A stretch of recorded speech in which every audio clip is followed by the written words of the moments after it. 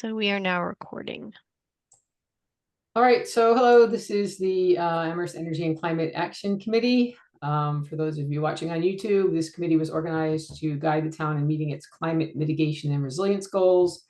Those goals and the plans for getting there are adopted from the Climate Action Adaptation and Resilience Plan, or the CARP, which was accepted by the town council in 2021. It uses 2016 as its base year and calls for a 25% reduction in carbon emissions by this year, 50% by 2030, and neutrality by 2050. So this committee has two functions. One is to advise the town council and recommend or propose policies or actions that'll help us meet those goals. And the other is to promote a just, equitable, and what was that last word I usually use? Just, equitable, and something, just an equitable climate response through outreach and engagement of town and local stakeholders.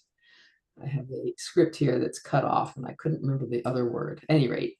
Okay, so onward to today's meeting. The first thing we should do is find a note taker. So Steve, I think you did it last week. Very nice notes, thank you. Oh good, and Andrew's here too. So I lost track of who hasn't done it in a while. Who would like to? Emily's still pretty new, so I'd like to give her one more break, maybe next time. But Don, Michael, or Andrew, would one of you like to volunteer to take notes today?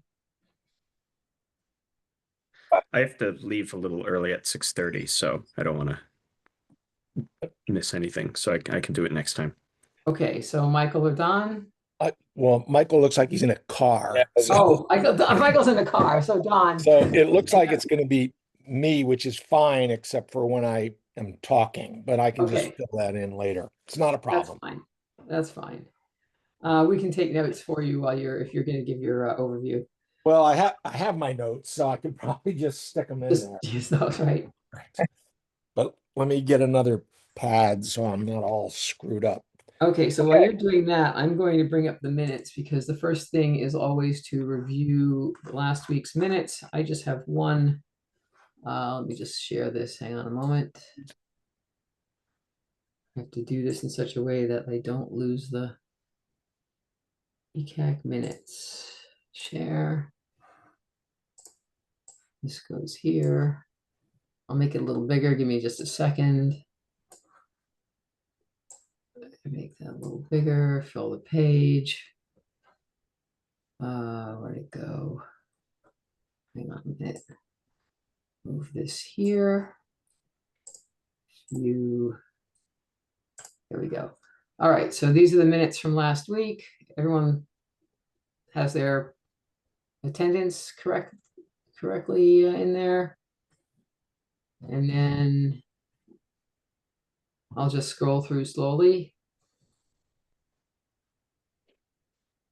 A pretty nice set of minutes, very, very thorough. Thank you, Steve.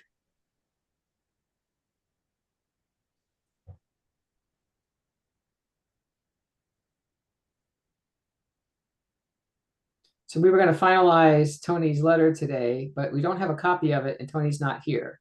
So we're trying to get him to send us a copy. He never sent it. We were very close to finishing it. In the minutes, it said McElrath read the latest version, which was shared in the packet. I don't think it was in the packet. All right. Well, that's what it says in the minutes. So. Let me double check.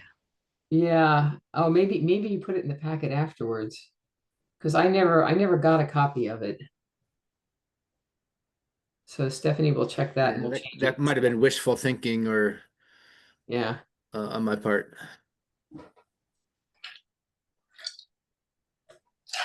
Okay, while Stephanie's checking that, I'm going to go here. I had one suggested change. UMass has been doing more than just test burns with renewable diesel. They've been burning it. So the test burns are done and approved. So I was just going to suggest striking that sentence.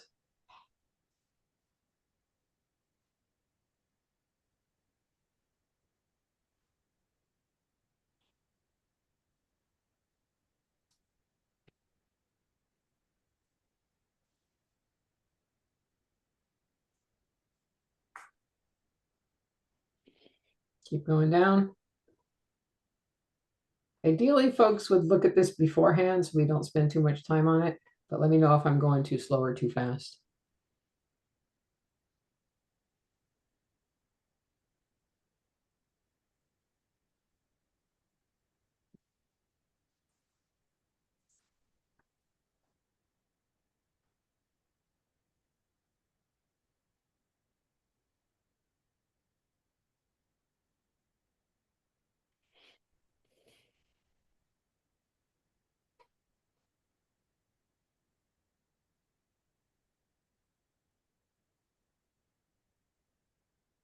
These are the items, and that was it.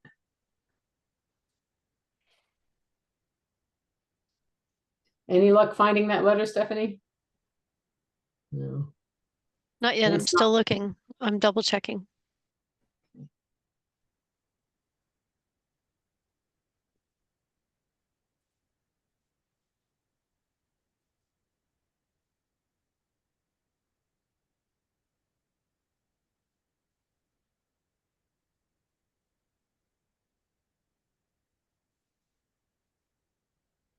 I'm All right, looking so- at the email that you sent out back Uh, before the last meeting on end of August, and it was not included in the packet you sent out in advance of the meeting on the 27th. Correct. And that often I get things late. So Right. actually I do have a draft letter here.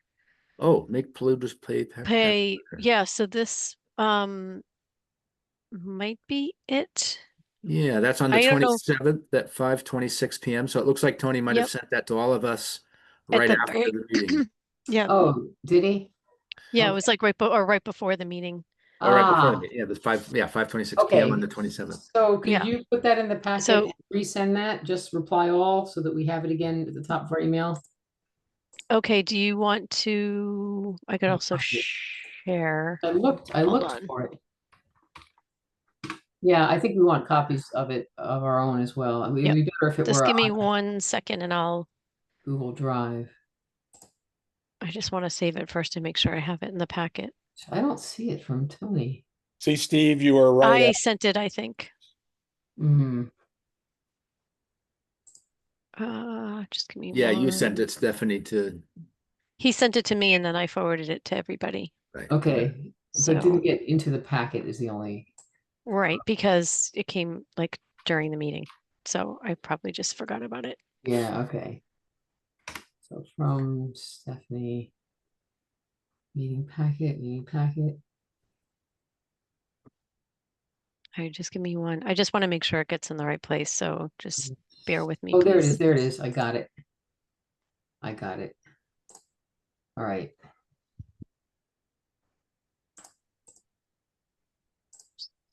That was the 8:27 meeting. Ideally, this would have been put on Google Drive for all of us to comment on. No, we can't do that. Oh, that's You right. can't That's comment right. on That's Google right. Drive. Just I totally sorry. forgot.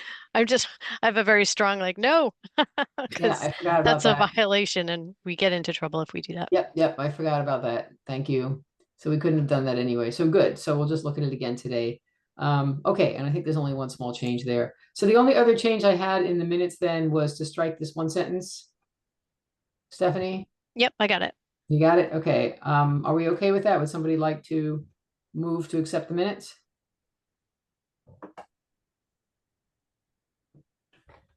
I move to accept the minutes Okay. With as modified. as right? as As amended. As modified. Sorry. amended. Yeah, amended, yeah. As amended. And I will second that. Okay, great. Okay, and then in no particular order, Ising, Abstain. Leinung, Approve. Dorr, Approve. Roof, Yes. Goldner, Yes. Allison. Abstain. Okay. I forgot the word for yes. Sorry. Okay. No It's been worries. I that kind of a copied day. you. Fine. It's like, I don't Yeah, know right. what You set the trend. And okay, so now if we have any, we have no attendees, so no comment from the, we have to do something more radical or what's the word I'm looking for? something that will get people to show up and yell at us. Newsworthy. Something Really? newsworthy. I don't want people to yell at us. I'd like people to encourage us to keep doing Encourage great us, work. encourage us, encourage us. You do something controversial. That's the word I was looking for. All right, so okay, onward. Let me bring up my agenda. Hang on a minute. I had it here a moment ago. No, it's gone. It is. Nope, that's not it. That's the letter. We'll get to that. All right, here we go. And let me just fix this. Okay, sorry for the delay. I'm just trying to get myself organized. All right, so next thing that was on the agenda is an overview of that smart solar bill by Don.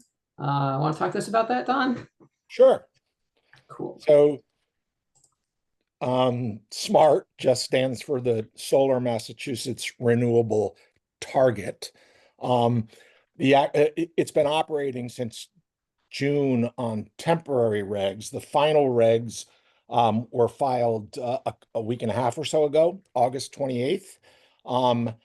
They become effective in 2 days, September 12th. They're codified at, at 225 CMR 28.00 at SEEK. And they DOER will begin accepting applications on October 15th. So the program SMART 3.0, as we've been calling it, the regs are now finalized. It is essentially a tariff-based incentive program where the utilities, the 3 utilities in Massachusetts, pay system owners directly. There is a specific set rate of payment for every kilowatt hour of electricity that is produced by the solar panels, and a flat rate for residential. There's also and there's a certain block of kilowatt hours that are available, and it basically runs out. Applications have to stop when that amount of kilowatt hours have already been approved. It's obviously an application process. There are some little, well, they're not very little, but there are some things inserted in there, like there's some consumer protection provisions that are designed to ensure fair contracts with installers. And really what it is a basic compensation rate, and then a number of what they call adders that add to that compensation rate. It's not unlike any tax bill, which is trying to incentivize through the tax code, and in this case, through the incentives, certain behaviors in the development of solar facilities. So there are location-based adders. You get a little bit more money per kilowatt hour if you build it on a brownfield, if it's building mounted, if it's a canopy, if it's dual use agricultural, if it's on a landfill, particularly if it's a large building mounted facility. You get certain, and those are called location-based adders. You get some certain off-taker adders, which are basically where a third party purchases electricity generated by a solar installation. Community shared solar projects get an adder.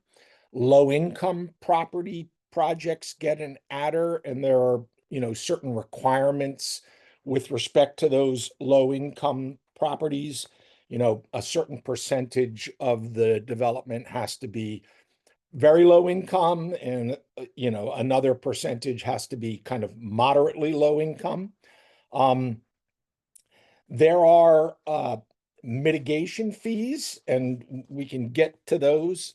They deal with sightings that are, while not ineligible, uh,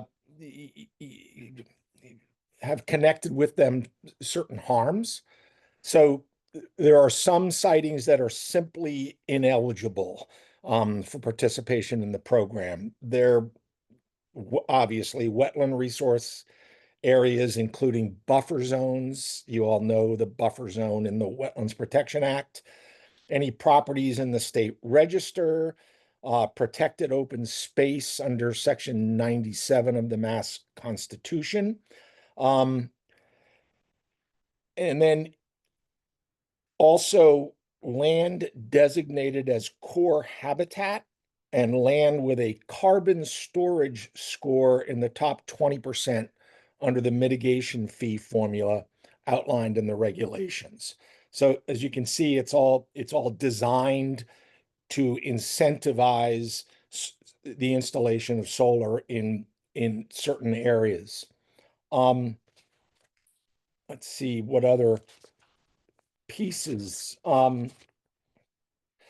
So if you are allowed to put a program, and these land use and eligible siting programs are particularly for very large ground mounted systems, I guess greater than 250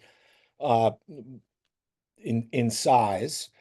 If you are allowed to put them on, because it's not land designated as a core habitat or land with a carbon storage score or a wetland,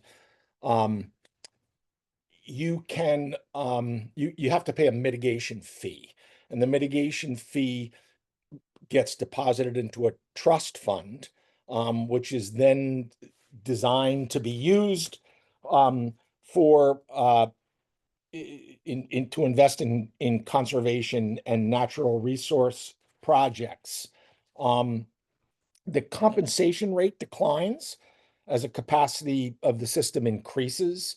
So if you start before you put the additors in a less than 25 kilowatt system, it's basically 3 cents per kilowatt hour that you generate. Just to give you some example, if it's a project that's serving a low-income facility and a low-income property, an additor might add an extra 6 cents for that per kilowatt hour. Yeah, the most incentivized land use incentives are for canopies, where you get an extra 8 cents per kilowatt hour. So, and as I said, if it's greater than 250 kilowatt size, it's ineligible for the incentives if it overlaps with the biomap core habitat or protected lands or wetlands. If it's not sited on previously developed land, the system. So if the system, even a super large system, is not sited on previously developed land, it is both subject to monitoring by DOER and it must pay a mitigation fee. That's essentially an overview of the program. Like I say, applications will be accepted beginning October 15th. If there's any questions, I'll do my best to answer them. Yeah, so I have two that come to mind right away. Anyone else have? Should I start? Okay, I'll go ahead and start then. So what does that mean for? I'm a little confused about what that means for solar put on woodlands that would be logged anyway, privately owned woodlands. Is that considered not developed, not previously developed? Yes. So those are They would be eligible. they would be allowable, but you would pay a mitigation fee for doing it. Do you Yeah, know that's- what that fee, how large that fee is or what it? You know, I Covered have in? it someplace, let me see if I don't, but I do recall it being not insignificant. Yeah. And you have to pay, I think, either half of it or maybe more upfront. Before you can actually begin the development of I mean, in order to make an application on a system of that size, you really already have to have your permitting. You know, you have to have all of the approvals other than a building permit to be able to apply. And the mitigation fee is presumably based on the acreage of land disturbed or some. Yes. Yeah. Yeah, that's my understanding, but I Okay. can double check that for you, Steve. But it is monitored. I mean, it is put into a trust fund, presumably, you know, kind of like, you know, our wetlands program, when if you disturb a wetland, you got to build 2 more wetlands. Presumably, Lori, if you are disturbing a forest, we're going to pump some money into some other natural resource or conservation effort. Yeah, but what doesn't make sense to me is, disturbing a wetland generally isn't allowed anyway, right? Oh, you can't disturb a wetland. No, Right. that's, Yeah. you So, can't- but you know, logging, but using a forest that is going to be logged I want anyway. to, hesitate to say, you can disturb wetlands in certain circumstances. You might have to replicate, Right. you know, different Concoms in different towns it's either easier or harder to get permission. You can certainly disturb within the buffer zone. Although I would, here, yeah, I was Yep. gonna say again, but that's local jurisdiction. This is something I Yeah. do know about. yeah, You'd really have to, it really is gonna depend on the community, and we actually do have recently updated regulations, which I'm not, I don't know what the latest edits were that were made, but I'm pretty sure they were actually made a little bit more restrictive.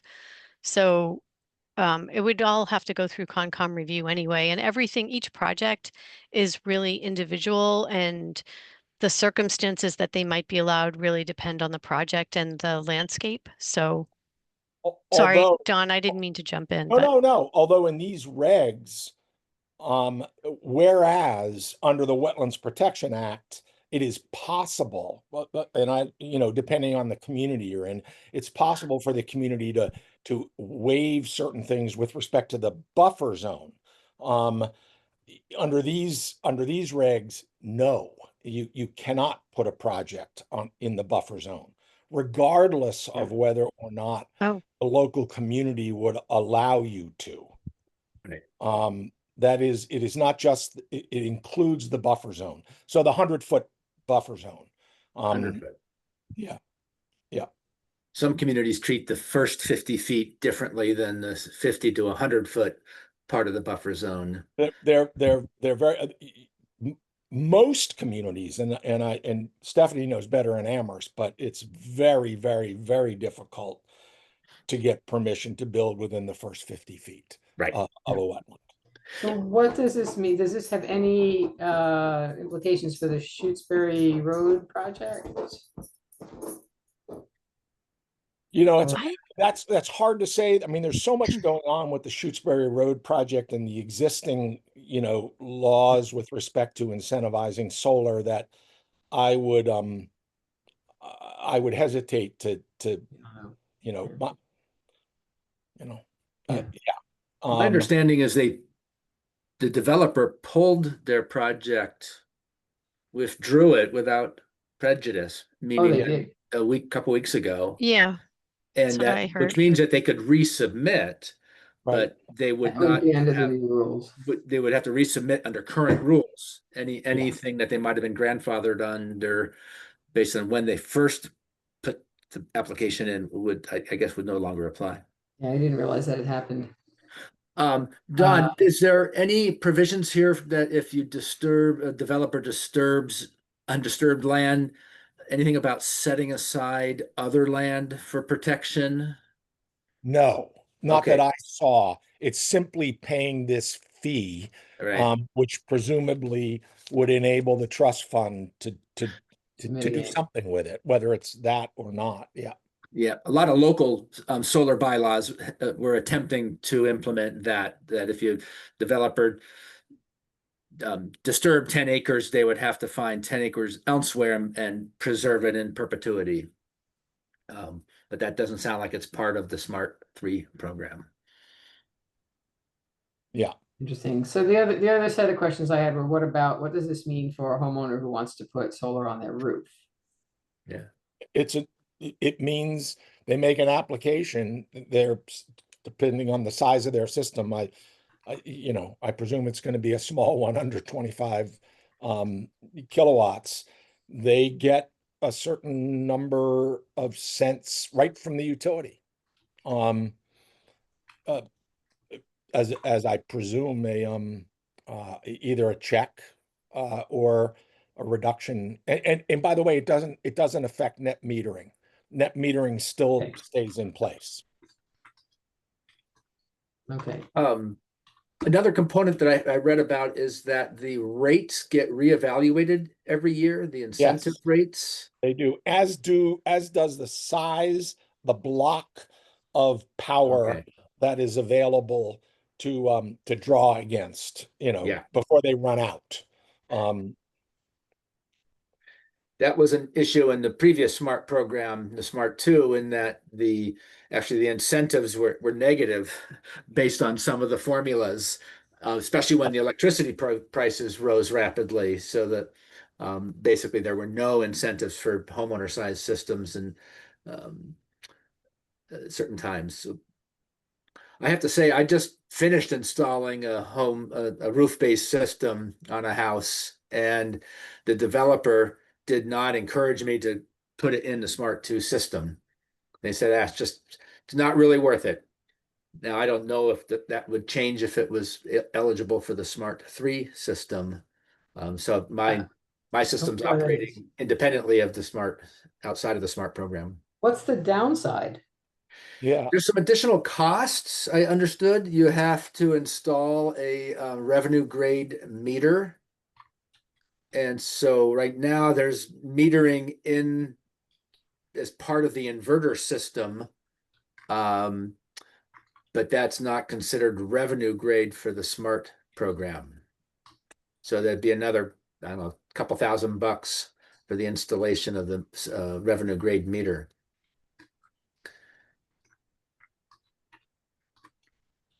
I don't Did you know. do battery storage too, Steve? Sorry, Don. No, I don't. There is, by the way, yeah. I mean, there's another incentive for battery for storage in the system. So if you also have storage, you get another adder kind of incentive. So Steve, you install these yourself. I will be contacting you after the meeting. I need to figure out how to do that. And there are other things like, there's an incentive for it to be a tracking system as Yeah. opposed to a roof mounted. There are all sorts of little incentives kind of plugged into this thing. Interesting. Do you know how these changes have been received across the communities in Massachusetts, the developer community and the homeowners and the land preservation communities? I don't. I do know that there were 3, open date hearings, if you will, well publicized. I just don't know what the reaction has been.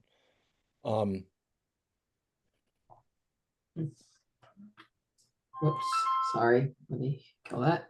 I guess for us, I would be curious if this Smart 3 program, is a better deal for homeowners, in which case it's something we might then be able to promote and to amongst town residents and say, hey, if you've been thinking of solar, now's a great time to reconsider with the Smart 3 program. Yeah. Unfortunately, the federal tax benefit is going away awfully soon, but the Smart 3 program maybe helps offset that a little bit.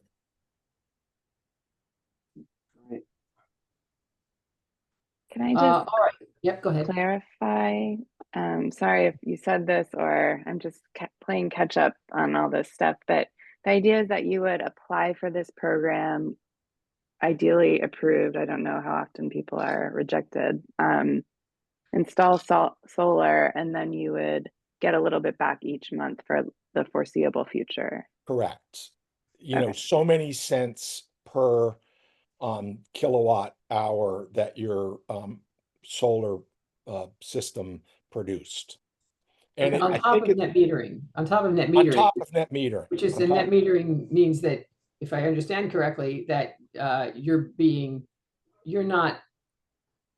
compensated for electricity you send back to the grid Yes, at the same price that you pay for it. yeah,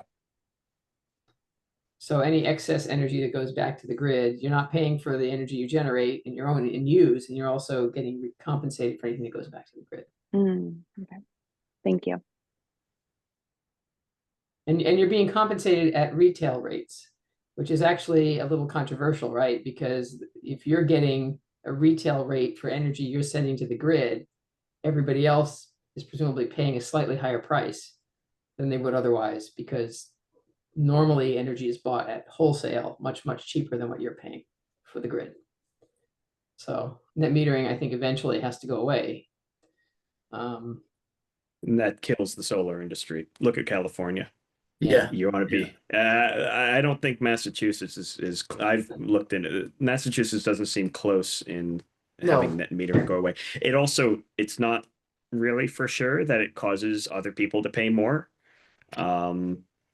Utility companies have lots of room in their budgets to do lots of different things, and yeah, I don't think that's a fact on the ground. It's definitely a talking point.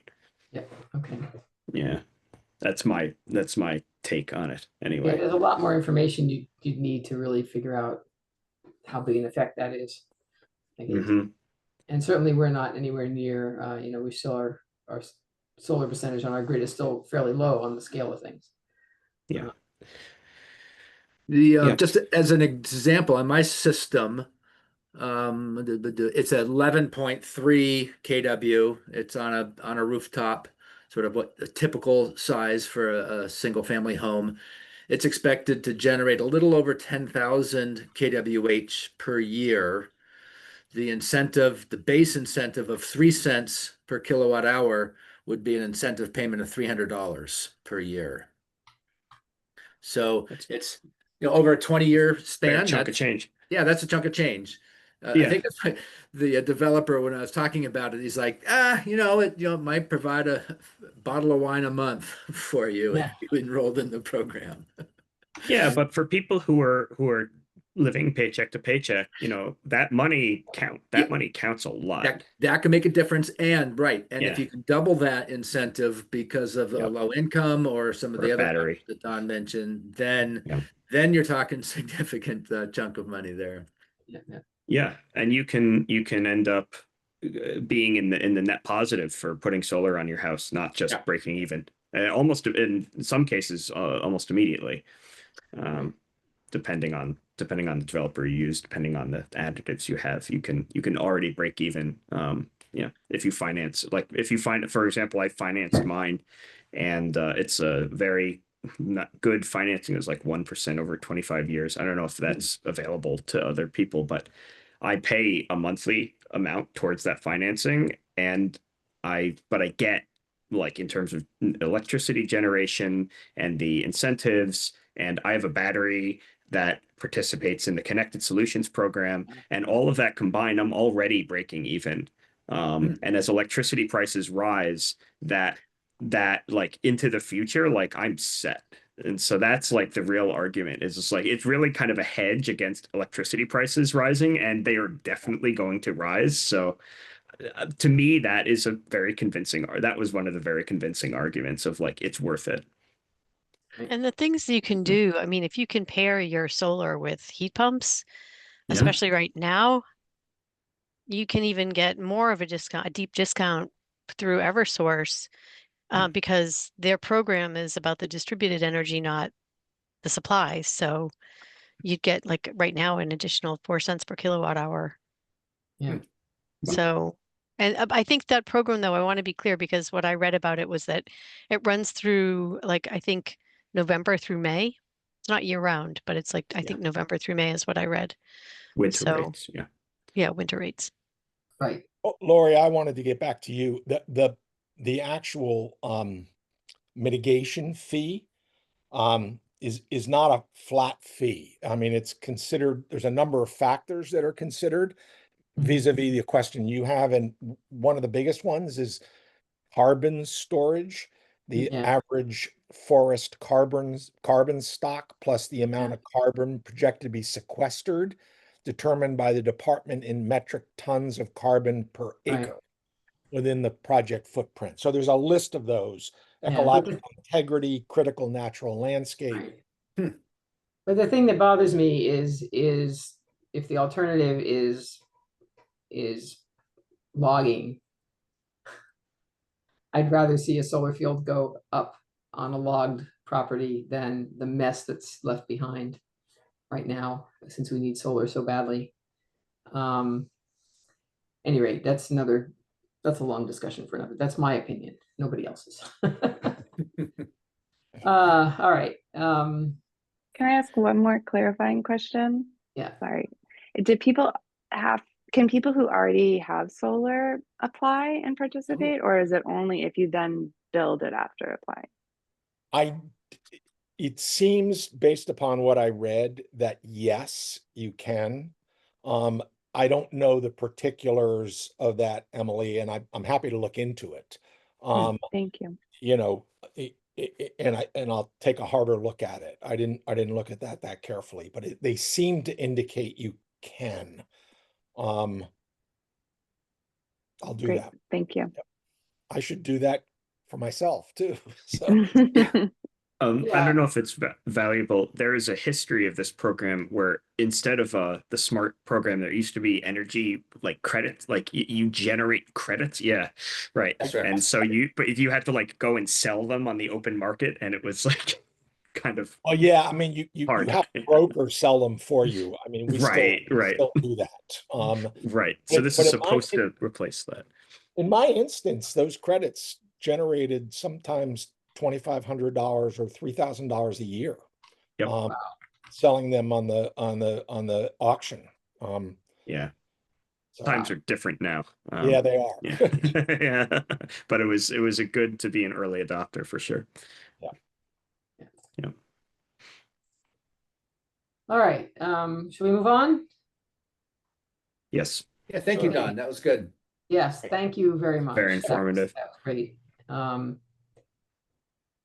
Okay, so review draft letter. So now let's have a look at this letter. So the next thing on the agenda is, so Tony's not here today. He's unable to attend, but we do have his letter, yay. And I missed completely the fact that there was actually a hearing on September 2nd, which I could not attend. I found out about it sort of at the last minute, but luckily written testimony can be accepted up to 2 weeks after the hearing. So as long as we get this thing sent in the next few days, we're good. And I'll share something with you just so you know where this is going. Let me just find this. This is the Make Polluters Pay. Let me share this. There's the share. What? Why can't I find the share? Oh, there it is. Okay, so the Make Polluters Pay Massachusetts is the organization that's been pushing this bill.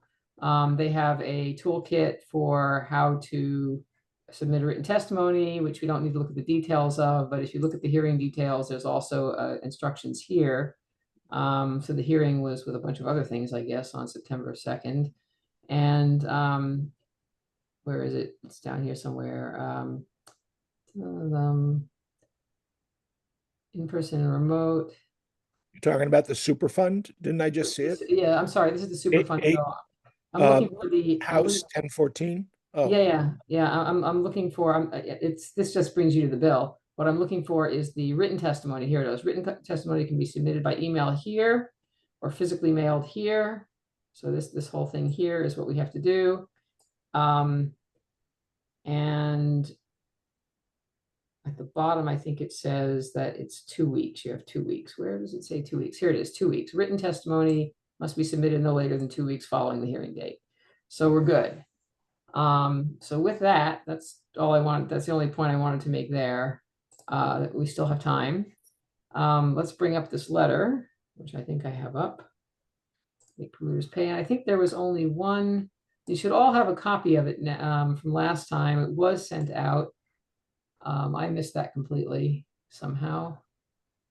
Let me make this bigger view. Here we go. Let me share. Okay, so let's read through this again. There was only one line I think we wanted to change, but let's have a look. I'll take care of addressing it since we have those instructions. I'll just follow them, and I will CC Mindy and Joe as well.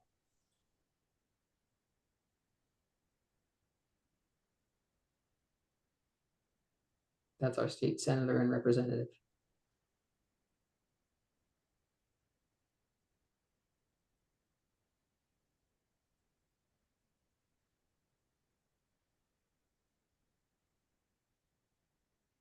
This was the thing.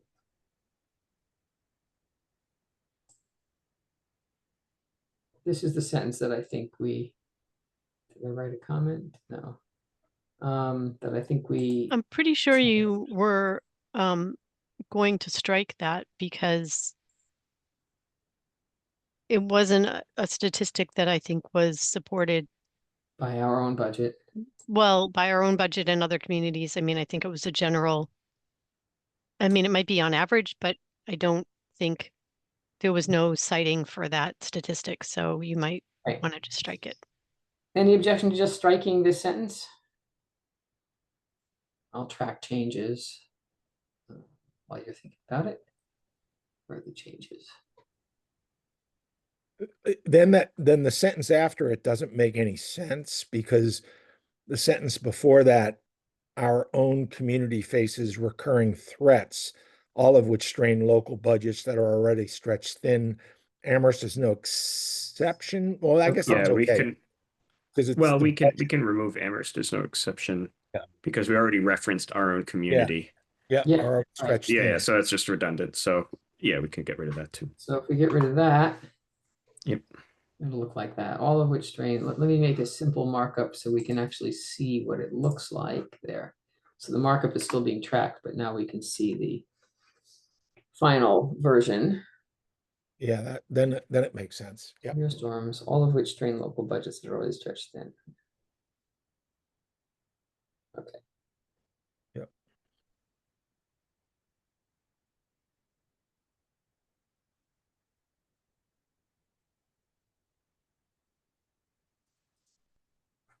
Not sustainable.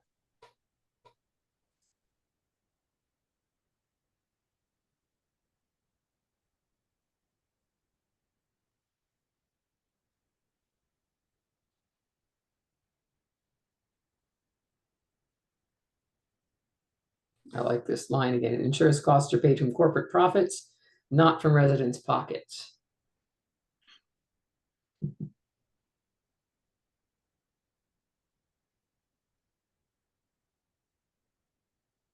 Okay. I will also send a copy of this to Paul and her name, town council chair, just her name just went away. Lynn Griesmer is the Lynn, president, Lynn. Right. council president. Right, sorry, Lynn. It just slipped my mind for a second. I will send copies to both of them as well, so they know that we're submitting this.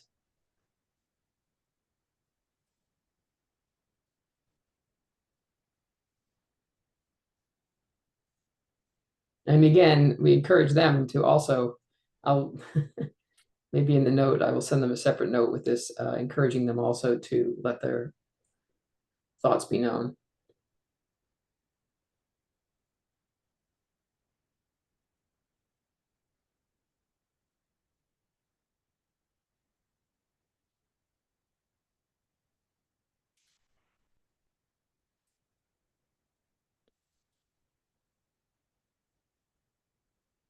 Okay to go down a bit farther? We're almost at the end. Yeah, Yep. Mhm. here we go.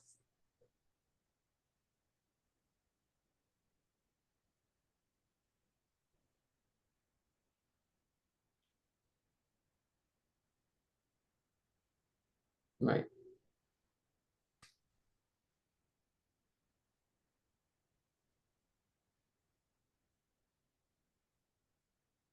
And I will leave it like this and not sign it myself, although probably in submitting testimony, they will collect my name as chair, assuming that I'm the one that submits this.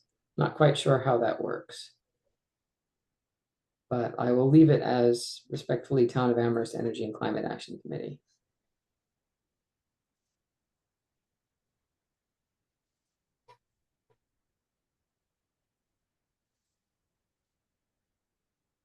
Any further changes or discussion? You want me to scroll back up? You do have your own copies as well. If anyone needs me to send the email again, and it will be in the packet.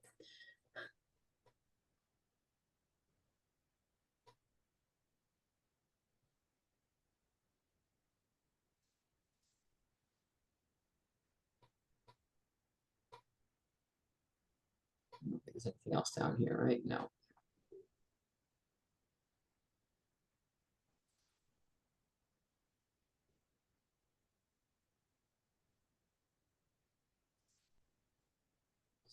When we're done, what we need is a move to, how would we say it, Stephanie? A move to approve this testimony for House. A move to, Ye- a move, I Wait, would this move is it, not right. move it to authorize. Yeah, I This, don't think this is right. The Make Polluters Pay Act is not that. Hang on a minute, those numbers don't look right. super fund. Yeah. We had House 1014, I thought. Yeah. That's what I thought. This is it here. Yeah, it's House 1014, Senate 588. Yeah. Climate Superfund bill. Wow. Glad I caught that. I bet he was using a previous session because I think this bill has been around. So let's fix that, shall we? Let me just double check. I'm gonna put the new ones in here, but I just want to check to see what these bills are. What's HB 872? Yeah, I looked that up. That's from the 2023 to 2024 Ah, session. It's the okay. first result that comes up of Bill, on Google. So Gotcha. our So that state can go. needs to optimize their SEO strategy. SEO state. Oh, What's that? search engine optimization. Optimization. Ah, there we I'm a go. techie. There Yeah. you go.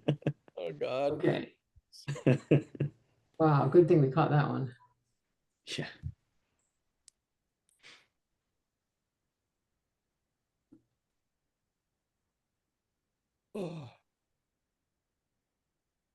So what we're looking for is a move to send this as testimony from ECAC in support of this bill, these bills, and then a second. I thought the motion be to since you're going to send it, Lori, the motion Yeah. should be to authorize you to send it on behalf of CAC. Yeah, Okay. as amended, because you had it in the As amended. packet, so Right. I'm sorry, Lori, and did you change the title of the draft letter? I changed this.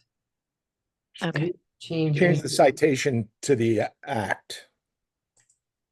okay, Here's the site. What? Sorry. got it. Oh, yeah. This you mean? Yeah, that's the citation to the act. Yeah, Right. you change Change that. that because that was incorrect. And with that, I will go ahead and accept all the two changes we just made so that I don't, and I'll save it as final. Where's the changes? Tracking, accept. I'll just save this, save as. I need to stick it in the correct, where is it? I'll just leave it here for now and call it final. It's in my downloads folder. I have to make sure it makes it into the right folder later. It's not quite final because I will have to put an address to in here. There'll be a dear so-and-so with the correct address. Yeah.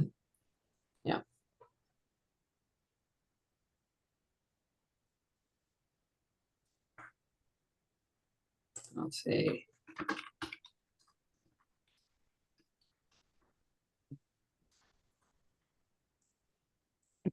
I can fix this now. It's September.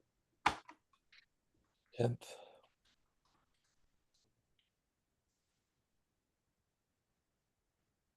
Good.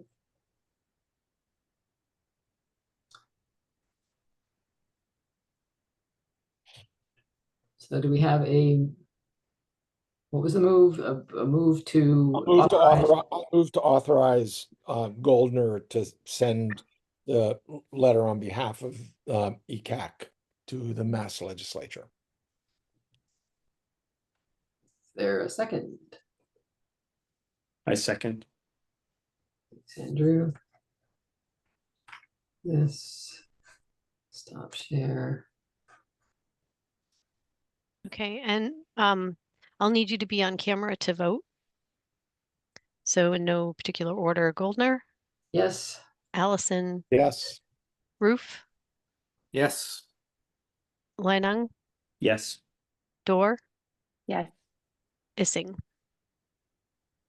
I have a quick question. Who seconded that? I did. Andrew. Andrew. Thanks. All right, so just quickly, because I know Michael has to leave in a bit, we won't discuss the Elevate event because Tony's not here today. That leaves the block party. So Stephanie, you want to say something about that? Sure, very quickly. So the block party is next Thursday, the 18th.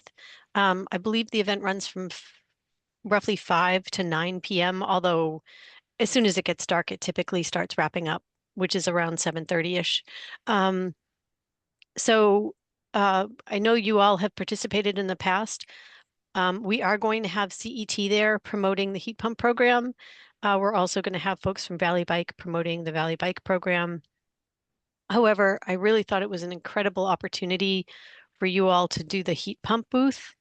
I just Yeah. think that would be a really amazing, that's such a perfect little setup for that event because we have so many people and I think people will be interested. We just did the program, the information session again last night. We had 12 people, 10 Yay. who hung out through the whole thing, but 12 maximum at one point. So That's not bad. and there were quite, there were several questions at the end. So I do think people are interested. I do think we trying to convey that the end of this year, the federal incentives will go away. So it's a really good time. I Yeah, mean, so those incentives make such a difference when they're stacked up on top of each other. So, yeah. So anyway, if I just wanted to know, are you all interested? And I need to know because I need to let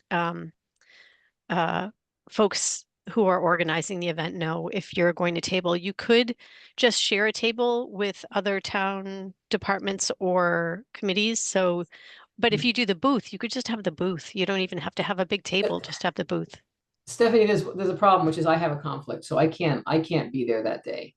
Okay. But if somebody else, if Steve wanted to sit in the heat pump booth, or Tony, since he's also trained as a coach, I'd be happy to, hand the booth over. So that's the one problem. I'm almost always there, but unfortunately, I won't be there, I don't think Thursday because it's my daughter's birthday. So I'm unlikely to be available. It is a fun event. We have done it in the past. We didn't do it last year, in part because it is hard. It gets loud, and if you're anywhere near the music at all, which is hard to get away from, it's sort of hard to have a conversation. But I think that something like the heat pump booth would attract people, and if we were far enough away from the music, we could probably pull it off. So is there any interest in doing this? Anyone willing to either just represent ECAC and talk about the heat pump, just help advertise the heat pump program even? Send people to the heat pump booth. I guess CET will be there, right? Mhm. So, Yes. we might even just join them. I don't know, they probably don't want us to join them. I don't think they'd mind, but Ideas? I've enjoyed it in the past, but I'm not feeling prepared to promote the heat pump program. I'm not so knowledgeable about it, and certainly couldn't sit in the heat pump booth with any authority. Right. So I may end up attending with my daughters as just as a plain old town citizen this time around. Yeah. I would Actually, like my to high be- school daughter's probably not going to let me hang out with her, but my younger daughter will. Yeah, exactly, because incentives are running out. I would actually really like to do it this year, but I am out of town until late on the 17th, and then I have a whole pile of things that have to be done on the 18th, including a faculty meeting in the evening. It starts at 3:30, could go late, and I have to be there. Faculty Senate meeting. Because of the stuff going on at UMass, I have to be there. And I'm going to be exhausted because I will have been driving all day and probably into the night on the 17th.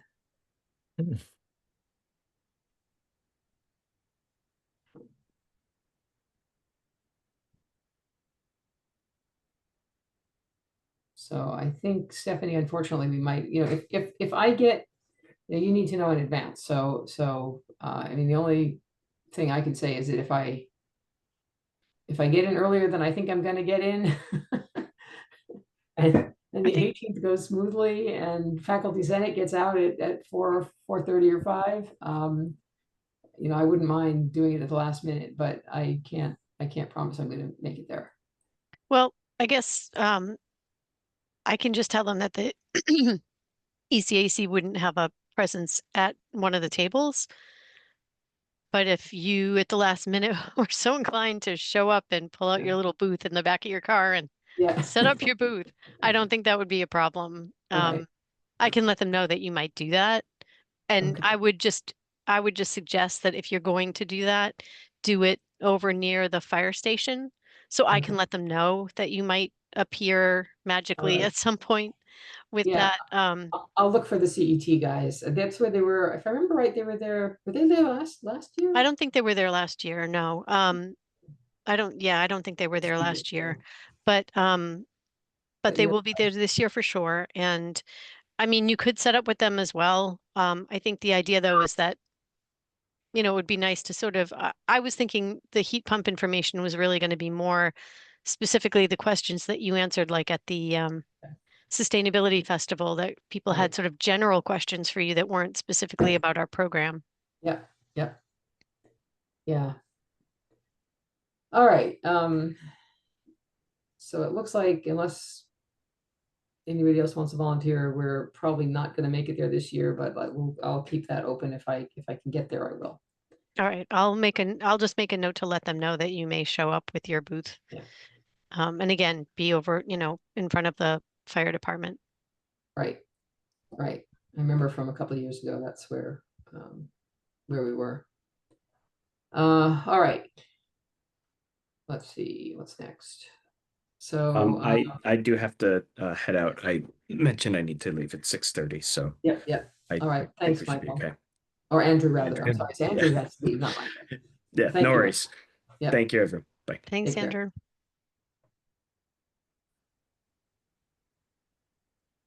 All right, so going onward, education series. I am sorry I sent out that link so late, and I realized I sent out an editable link and we're not allowed to edit. So please don't edit it, but let's have a look at it. You all have this link. Did I do this? Yeah, I think I did it. Any rate, I guess we can edit it live while we're here, since I'll share it on screen. I would really like to come up with a plan for some educational webinars. Share. No, that's not it. Education series share there. Okay. All right.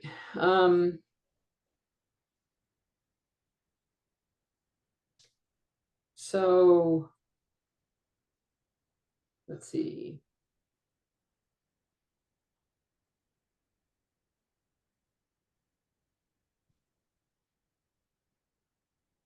So one thing we could do, I see this trash here with Emily. We could have, there is a group, Zero Waste Amherst, right? That could speak. We could probably get someone from that group to speak. Should we work on that?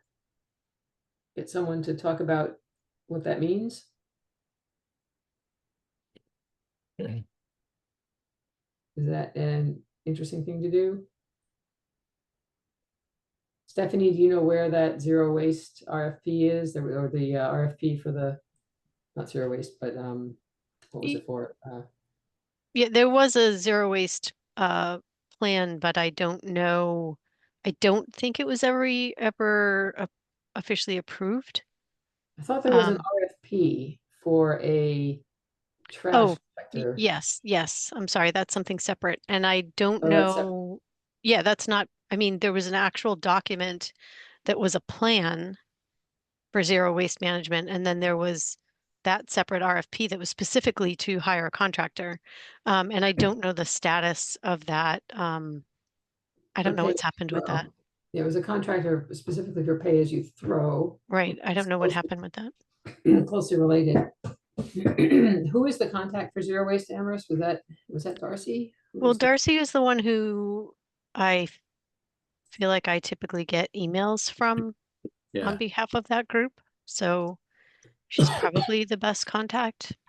But there are I other think- people. I think Laura McLeod is Hmm. also part of that group. Cloud like that? I don't know Laura McLeod, I think. What? Did I spell There's- that? Yeah, Darcy and the Lee Local Energy Advocates Oh, Group yeah.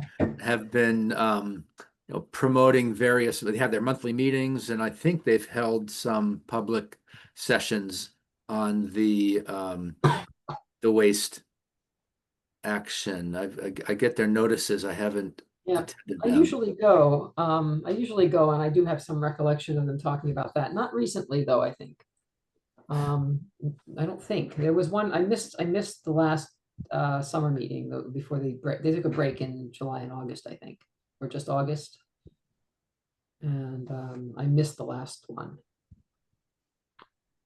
So, but I can ask there, ask at LEA if someone would like to do that, since I usually do go to those. It might be useful to have someone familiar with that initiative to come and speak to us. I don't know that that would be sort of like a public educational event, because I think they've been holding their own public Right. educational events, but at least it'll be a chance for us to get apprised of what's happening in that area.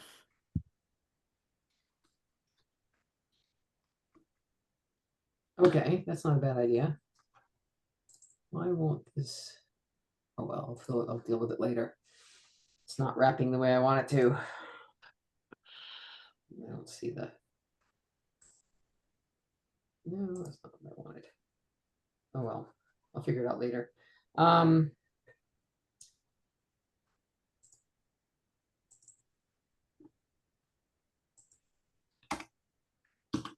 Do it? No, that didn't do it either. All right. What else? Heat pumps. We've done some heat pump stuff before. Alternative transport. Anyone have any ideas for any of these?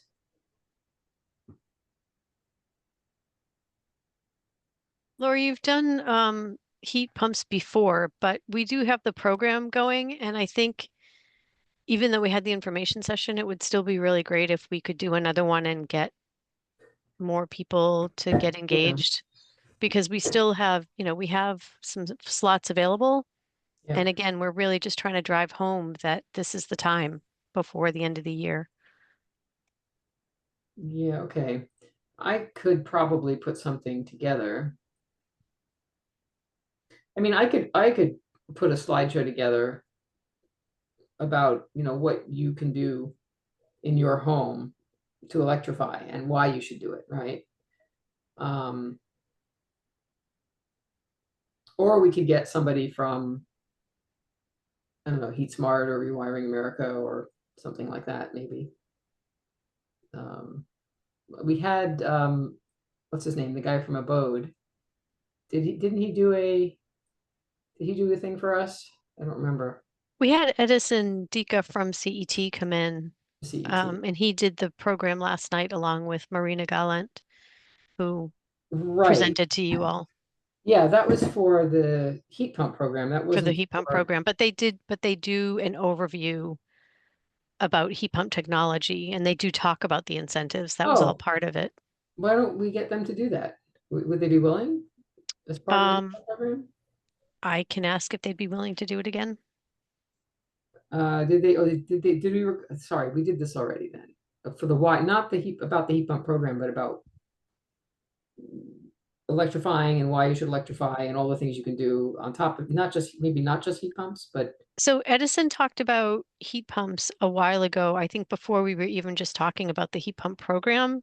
And he was just talking about, the technology and the different options for people.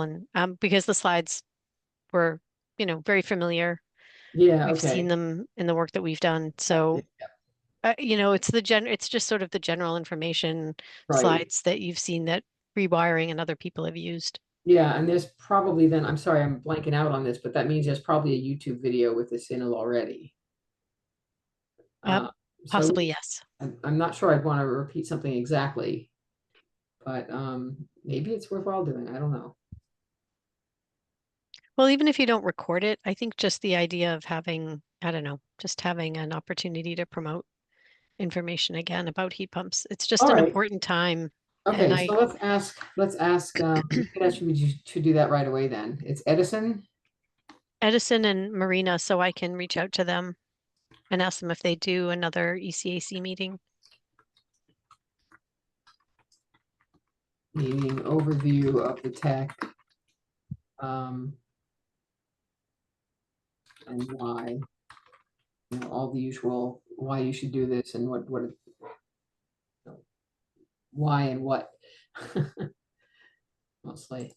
All right, if they're willing to do that again, this would be a good time, I agree. For EVs, it's almost too late, which is the next one. That's gonna go away end of this month.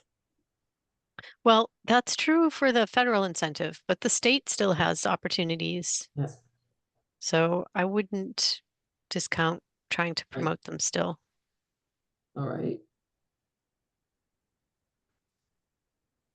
So is there anyone we should ask there? Should we ask someone from Drop?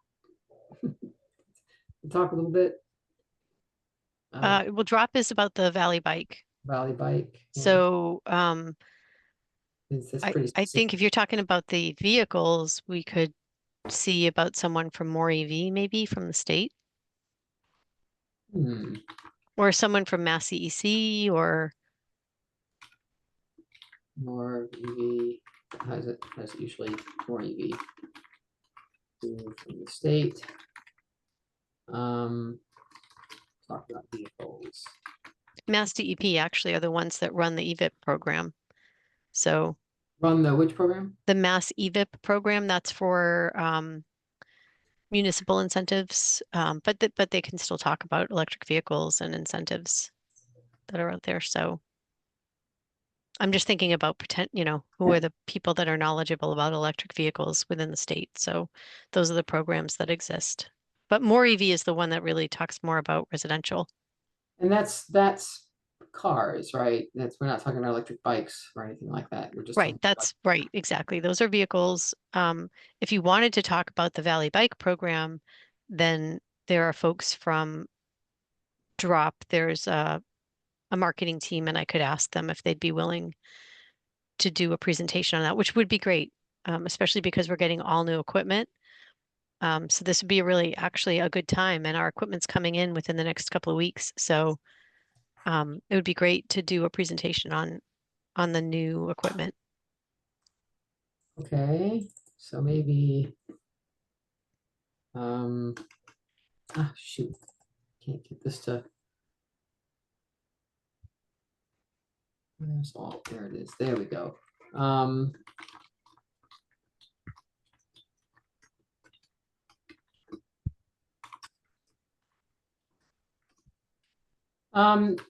I could see doing something like just a short presentation, maybe at the beginning of the next meeting on Valley Bike. So people know about it if they're curious about it and want to know more. Want to ask questions. I assume there's a website that explains most of it, but maybe it would be worthwhile to do that. What do you think? It could be short. It could be 15 or 20 minutes. I think it doesn't have to be really long. Anyone think that's a good idea? Or is the website sufficient? I think the idea though about having this education series was to allow for people to ask questions. And that's Yeah. how we were promoting it. So I think if you were going to have Valley Bike, I don't think we want to short shrift it with just 15 minutes at the beginning of a meeting without people having an opportunity to ask some questions. There's Yeah. information on the website, but you know, Okay. there's lots of there's discounts for people who've limited income. There's certain aspects. There's discounts for students. There's a lot of little, nuances about the program that people might not otherwise pay attention to. And I think it would be helpful to have them explain. And you could maybe give them a half hour at the end of another meeting so that you can include Q&A, but I would stick Yeah. them at the beginning. All right. Yeah, that's a good idea because at the end of the meeting, there's always public comment anyway, so that's a good time to do a Q&A. And we used to do them in the second half of the meeting, so we could just start it at 6:30, have an hour meeting, and then start this. And it can go as long as it needs to go. Does that sound worthwhile, or EVs more important to do right now? Anyone?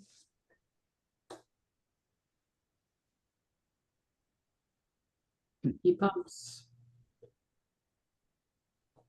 I don't. How many events do you usually do? What is this? Like, do we have to choose or could we do both? Can we do both? We can do both. It's just the question is which one do we want to do first? We can do all of the above. Do you do like one a month usually, or what is that? What does it look like? So Or there's no sort of standard? Yeah, there's no rule. We did for a while, we had a few in a row where we did about one a month. We did a series of them when I first started on, or shortly after I started on this committee. I was interested in this, so and I think the chair at the time also wanted to see more input from the community, and this was his way of getting people to show up. So that, his interest in getting people to show up at meetings and other people on the committee's interest in learning about specific topics or teaching about specific topics sort of we ended up with this education series. So, and I think it was a good thing to do. It gave people a chance to ask their questions and to talk about topics and get more involved. So let's see. And we were mostly focused on this actions residents can do stuff. So we didn't do a lot of this. I still think it's worth, I can, Joe Comerford sends out a newsletter frequently about things going on in the environmental legislation world in Massachusetts. So I think it'd be really great if we could have, Jared show up and talk about what's going on or what just happened. I don't really have a good feel for the pulse of the flow of how things go through state Congress, but it seems to me a lot of activity has been happening toward the end of the summer here. So I'm not sure if maybe we should wait until the session's over and he can summarize, or if we should do something like that before all these hearings start next year. I guess any time is better than no time, so we could do something like that, but I don't think that. I think some of this other stuff, the individual actions, especially because incentives are going away, probably has a little more urgency to it. It's my own feeling on this.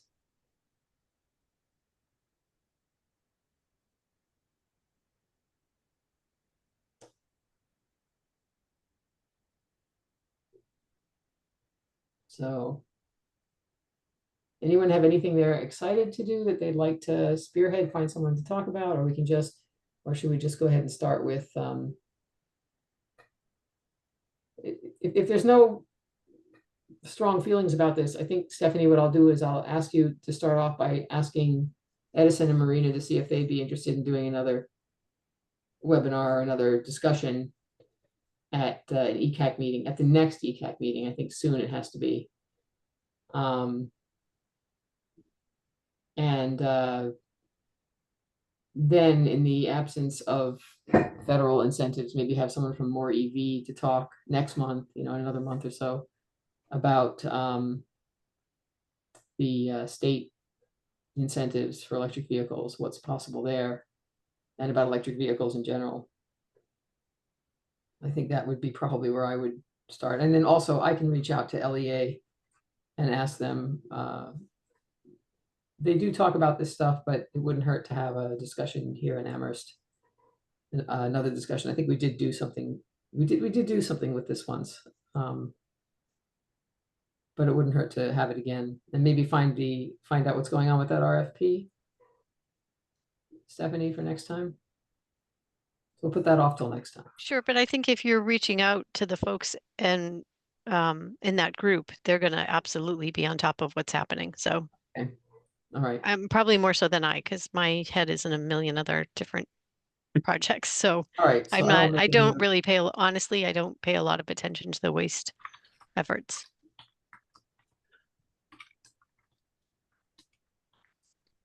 For the EVs, there's also the Green Energy Consumer Alliance. Oh yeah. Oh, that's right. And they'd certainly love to promote EVs. And they do so at various events and sometimes have their own seminars, but they might be able to provide someone. And it might be something maybe titled something about EV incentives after the end of the federal incentive. If you go to the Drive Green website, which they have linked on their website, it was interesting though, because my sister just bought a Prius Prime and they said that there were no incentives for the Prius Prime, but she got some. So I'm not clear if that was maybe a dealership incentive. I don't know, but I was surprised because I know part of that incentive was tied to manufacturing for parts happening in the US. So I don't know. I'm curious. I feel like I need to ask my sister why she got those incentives, because their website says there are none for the Prius Prime. They're not state or federal. Interesting. From what are they called? Green. I lost their name. Green Energy Consumers. .org is their Green Energy Consumers Alliance is their organization name. Yeah. Right. Got it. Yeah, I go to their website all the time. I don't know why I'm blanking out. All right. So, and we should look to see who did it last time, because we had somebody do this, and it might have been from Green Energy Consumers Alliance. We did have someone from them or from their group come and speak to us. Okay, so maybe we should reach out to that person again or somebody else. Okay, all right. Because that was a couple years ago now, so things have probably changed too. All right, anything else? I don't want to, I think we have I think what we'll do is we'll start again, Stephanie, if you can reach out to Edison and Marina, and I will reach out to LEA and look back at Green Energy Consumer Alliance, see if I can find a contact there. I'm sorry if I missed it. Did we have something on possibly solar and the Smart 3 program that Don was describing? If there might be something for like solar post Yeah, reconsider solar, also post federal incentive, but the promoting Good the idea, Smart 3 program is considering, so this would be on something about considering solar. yeah, Post. something else. Uh, Solar is still viable, even with the demise of the federal incentive. Yeah. And who would we get for that? Oh, we once, a couple of years ago, had a local solar company guy do an educational series, and it was He not just- about promoting his company, but about the ideas how you install solar and I think in that case combine the heat pump. That was Greg Garrison, and I had invited him to participate. He's the president of Northeast Solar. Yeah, that was Um, good. Yeah, Greg is excellent. I don't know. I could reach out to him to see if he'd be willing to do something again, or, there's certainly folks at PV Squared. I have some connections How to about them. Energy Storage? If you want to try somebody different this time. Yeah. PV Solar, I don't think does rooftops. Ooh, PV Squared. Solar, PV Squared, yeah, they do rooftops. what they do? Yeah. They Okay. did mine. Yeah. Oh, okay. They wouldn't do it on a slate roof, but after I replaced the slate with metal, they were happy to do it. So I could reach out to them. I could reach out to Greg again. Yeah, Do this one. Greg was great, but I think maybe rotating through a different local installer like Mhm. PV Squared would be Yeah. great. Sure, Yeah. I'll reach out to them. Who's your contact over there, Stephanie? I don't know if Kim is still, there's a woman named Kim that had been there. Her last name is, but I know John Childs. Yeah, okay. So I can reach out to John. Oh, I know him. I know him too. Our daughters went to daycare together many, many years ago. Ah, okay. We were geology students together at UMass a Oh, long time ago. Yeah. All right, okay, so that sounds like a good one too. Yeah, Steve, would All you right. like to reach out to John, or would you like me to? I'm happy to. I just thought why don't- maybe why you don't want to. Not me, Steve, you want to do it? Sure, Yeah, I was asking Steve. Yeah, I could reach out to John. Steve will do that. So Stephanie will reach out to Marina and Edison, and Steve will do this, and I will reach out.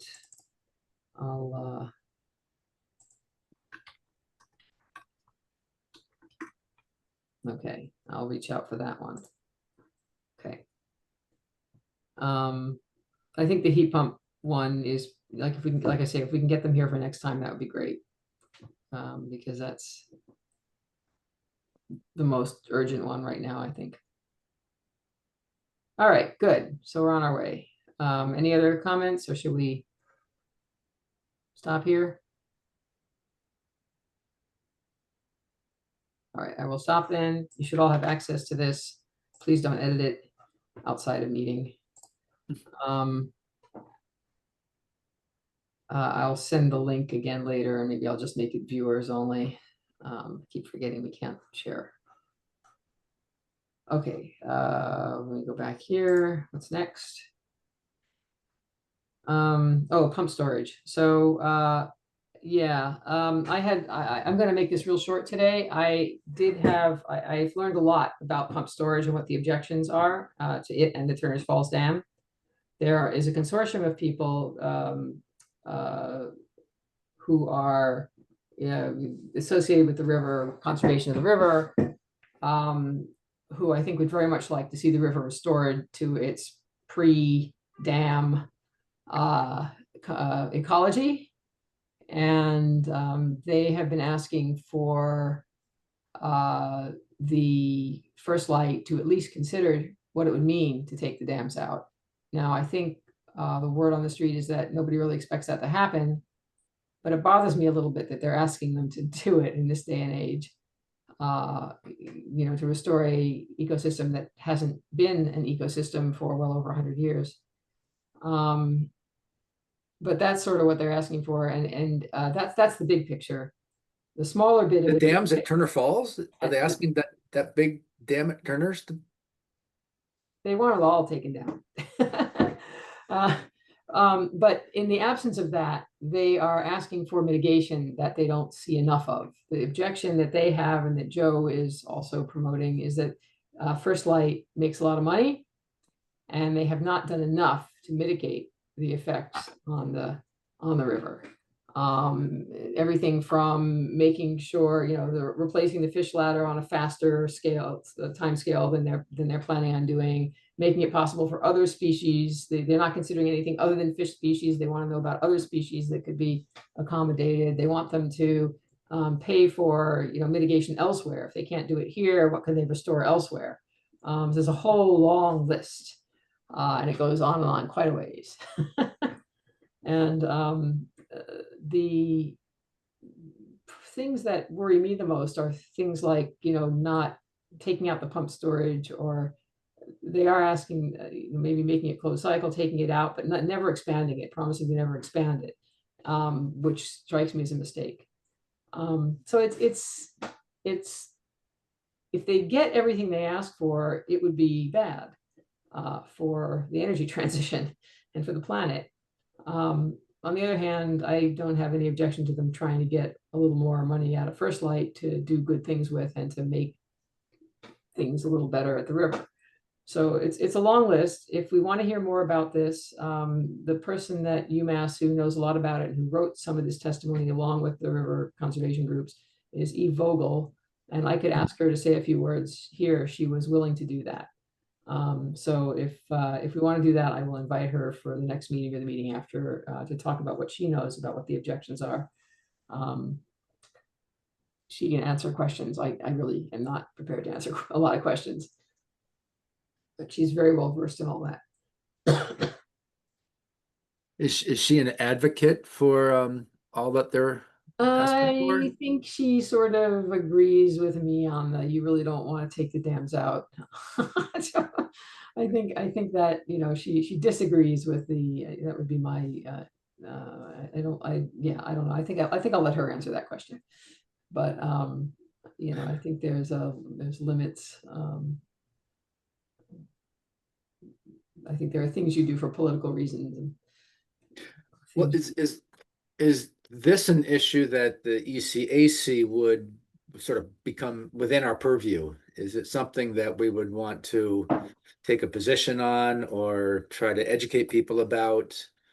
Well, we did send in just a brief testimony about supporting pump storage. Yeah. Yeah, they really don't want pump storage to be subsidized under any circumstances. And I think maybe for an existing thing, then that's certainly true. I'm a little, and there are no plans to put a new one, so maybe it's a moot point to worry about it. Which is where remember, this was in regards to a bill to define clean energy, and it omitted pumped storage and hydro, which seems wrong, but offhand, but yeah, maybe it's not that big a deal. At any rate, I don't know that we have a lot to say about this. It's not something we would advise the town one way or the other on, but it was something that it's happening in our area, and thought it would be good that folks know about it, and maybe we put in our 2 cents about, we need storage. That it affects us only in that way.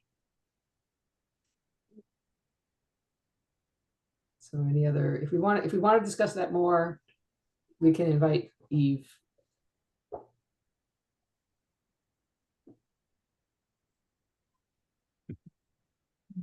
Yeah, I'm a little torn. I think I'd prioritize things that are more within the town, whether it's town citizens, things that they could do, or influencing town policy. I don't mind us writing letters that influence state policy here and there, but I'd sort of say that's sort of a secondary activity, not a primary one. Right. So I think with that, it sounds like probably we can end the discussion of the pump storage here until and unless something else comes up again. Yeah, and if you hear new news, I'd be happy to hear about it and perhaps pursue it on my own. So So if you hear news, you can distribute it as a news item to us. Yep. All right, with that, moving on to number 9, education and outreach. So here's a, don't know that we have a lot here today. Don, got anything more with PACE? Nope. Okay. Tony's not here, so we got no coordination with local groups. I don't really have anything to add with heat pumps. I haven't been terribly active the last few weeks. I've just been busy with a lot of other things. And we talked about the education series that we put it in its own place, so we don't have anything there. Advisory and support. The UMass climate plan, I can, I think, let's see, what happened to, actually coordination with local groups. So I can talk about the UMass climate plan only in, really, this is a coordination with local groups. So the climate decarbonization subcommittee is scheduled to meet 4 times in the fall, once a month. First meeting is next week. There is a group now, this is more a coordination with local groups, that I should have reported there. But there is now a pretty active group. We've been meeting about once a week of UMass Sunrise students, faculty. It's a smallish group. It's maybe 8 people, but very intense group. Faculty, me, retired faculty and alumni who started the whole thing, who are trying to strategize around how we get UMass to do the right thing. It's becoming more and more apparent just how poorly they're doing with this energy transition thing. They really have not made any progress since they made a pledge in 2020 to decarbonize to be net zero by 2032. And they have their CO2 is up 10% or so since then. So it's getting worse every year, not better. They're leveraging the fact that most of the state goals, I think, reference 1990 or something like that. And they put in this power plant in around 2008 that, dropped their CO2 output enormously because it's so efficient, because it's a cogeneration plant. So they don't want to get rid of it. At a tour that we took, the guy who runs the plant said that they expected it to be running for decades. And it burns fuel and now diesel. They're now burning diesel in it, or renewable diesel, which is bad, and will make the air. If you have a child who's asthmatic, this is very bad news because it makes the air worse for them. It's really bad, and they're not doing anything. So this group is strategizing about how to get them back on track. They had big plans under the previous chancellor, and this chancellor has not done anything. They don't even have what I would call a real decarbonization plan. They have a very broad 1,000-mile-high overview strategy of they need to electrify the campus, from the last carbon mitigation task force, 5 things they need to do, but nothing like a CARP. And so I started looking around to see what other universities are doing. And a lot of them do have things that look like the CARP, that have, specific transportation. This is what we need to do. Buildings, this is what we need to do. They don't have anything like that. And they claim they want this decarbonization subcommittee to put it together for them. And that's ridiculous because the decarbonization subcommittee is 3 faculty and a bunch of administrators. And, it's ridiculous. And so this outside group, we're calling ourselves we're all calling ourselves UMass Carbon Zero stakeholders. The outside group is trying to figure out how to strategize to pressure UMass to start doing something. So if anyone here has any ideas, I feel like I'm the liaison between you guys and them. So that's sort of how we've got it structured. People on the committee are liaisons to different groups. So if there are any ideas here for ways to put a little pressure on UMass for goals that we ought to be pushing for, let me know. And that's all I got on UMass climate plan.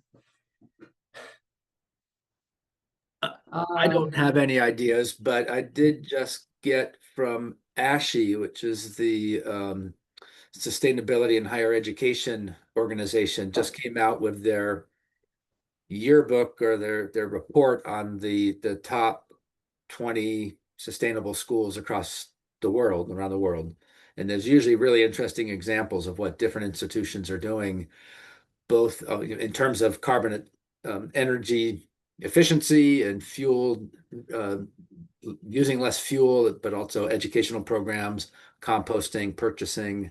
So there's usually a lot of inspiring ideas reading through what those top institutions are doing. So I'm planning to read through that, and maybe I'll get some ideas that could apply to. Yeah, us. send me a link too. That's interesting. Okay. I've been looking at what other schools are doing, but I've been just randomly picking them because Yeah, okay. I don't know where to start. A lot of schools, just as background, that are trying to reach carbon neutrality are doing so by buying offsets, Yeah. renewable energy certificates to offset their electricity, and then carbon offsets to offset other kinds of carbon emissions. And that's not hard to do. It's not very expensive, and it allows you to claim carbon neutrality, but it doesn't really solve. They're not using less energy. They're just offsetting. And the programs are generally pretty good, but the push now is to really see if institutions can reduce their fossil fuel use. Yeah. Yeah. The previous Carbon Mitigation Task Force that put together the only plan that we have or had, that task force specifically recommended against carbon offsets and renewable fuels. That was the portfolio they rejected. Yeah. And that's what UMass has been doing, or at least the renewable fuels part of it. Yeah, they know that offsets, if they don't know, they're going to hear about it, but I'm pretty sure they know that this is not something to do if you really want to be serious about it. We do offsets and recs at Hampshire College to claim carbon neutrality. But you also do a lot of other stuff. Yeah, and we're trying to find ways to reduce our fossil fuel energy use. We have goals to eliminate fossil fuel energy use, but I'm not sure how we're going to get to them. Yeah. It's a tough one. It's a tough I one. think part of the especially- problem when we set a lot of these goals too was that we had a lot of optimism because there were a lot of incentives and programs that were supporting that transition. And even what seemed like some solid funding that we thought we could count on has now been pulled so that we don't even have the programs that we thought we could rely upon. So I think that's just the thing that's made it harder. Every time I read the news, I get more and more depressed. So yeah. Yeah, and the town is doing a lot on the scale of a small town, and to get that 25% reduction, which will be completely offset by UMass's increase in CO2, and then some. It's really sad. And they do need a lot of money, but this is the richest state and the state that's most committed to climate. We have the wherewithal. We need to just do it. We need to put our priorities in the right place. All right. Any rate, that's all I got. I don't have anything. I'm always interested in your input. I don't know what to tell we already told the town, tried to alert them that this was going on, and I never heard anything back about that. So I assume nothing happened. But that's all I got. So draft solar bylaw. Steve, got anything? No, nothing new for me. Okay, Tony's not here. We've talked about, I don't have any new regional and state policy updates. Just what we were talking about, just that make polluters pay bill. Staff updates. Go ahead, Stephanie. just very quickly, just again, that the heat pump program information session was last night. We had 12 people. 10 of them stuck through the whole thing and several questions. The Valley Bike system is being replaced. All the equipment's being replaced within the next few weeks. So that's actually very exciting. I'm very optimistic and happy about that. Other than, the town is still working on replacing our vehicles with electric vehicles. I know there have been several staff vehicles that have been replaced with EVs.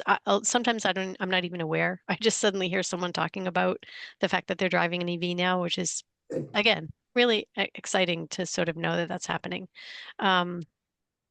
you know, we're still working on trying to work towards putting heat pumps in our buildings and electrifying. But again, you know, that's just a slog. There's just so much to be done around all of that. So Yeah.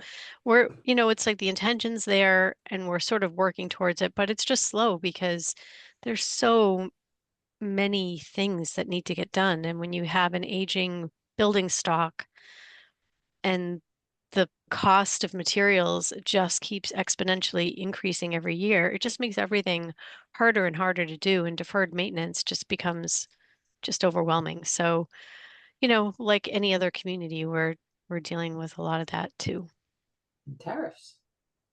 and tariffs that now make it a lot more expensive. So yeah. So anyway, but we're, you know, I will say again, and to your point that Amherst is doing a lot, I think the town is really trying to move in the right direction. And you know, I'm very proud to work for this town and for us to be doing the things that we're doing. It's just slow, but we're trying.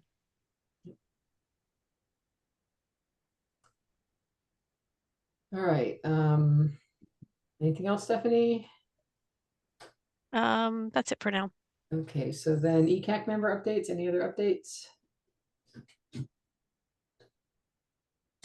Okay, items for the next agenda. Well, we talked about maybe getting heat pump discussion, Q&A and discussion. Draft letters going in, so that can go off. Elevate event stays on. And I think education series stays on its own thing.